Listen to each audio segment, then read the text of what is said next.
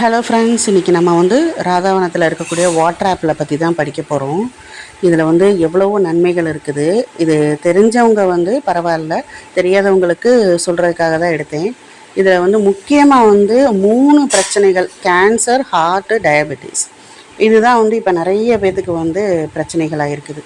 So இதவே அதை நல்லா கண்ட்ரோல் பண்ணுது. ஸோ இந்த பிரச்சனைகள்லாம் வர்றதுக்கு காரணம் டைஜஷன் ப்ராப்ளம் இருக்கிறதுனாலையும் இந்த பிரச்சனைகள்லாம் வர்றதுக்கு காரணம் இருக்குது. ஸோ அந்த பிரச்சனைகளையும் இது சரி செஞ்சுட்டு இம்யூன் சிஸ்டத்தை அதிகப்படுத்துது.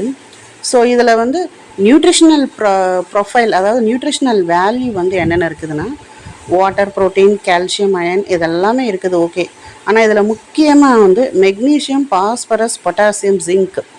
ஸோ இது நம்ம உடம்புக்கு என்ன வகையில் நன்மை செய்யுது அப்படின்னா, டீத் ப்ராப்ளம் வராமல் தடுக்கும். அதுக்கப்புறம் நம்மளுடைய ஹார்மோன்லாம் நல்லா பேலன்ஸாக சுரக்கும்.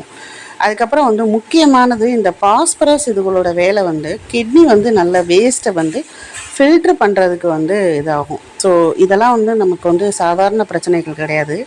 ஏன்னா இதெல்லாம் ஒழுங்காக வேலை செஞ்சாலே உடம்புல எந்த பிரச்சனைகளும் வராது.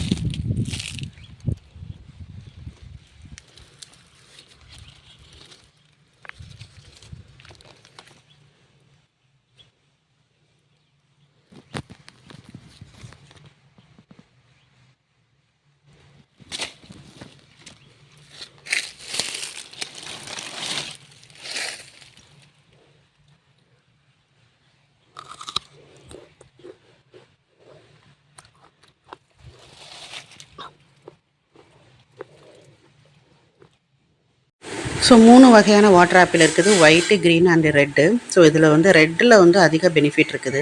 இன்னொன்று, இந்த water apple key component for DNA and RNA அப்படின்றாங்க. ஸோ மொத்தத்தில் நம்ம உடம்புக்கு நல்லதுங்க. ஸோ இதை சாப்பிட்டு இந்த சம்மரில் டீஹைட்ரேட் ஆயிராமல் உங்கள் உடம்பை பாதுகாத்துக்கோங்க. Thank you friends. தேங்க்ஸ் ஃபார் வாட்சிங் மை சேனல்.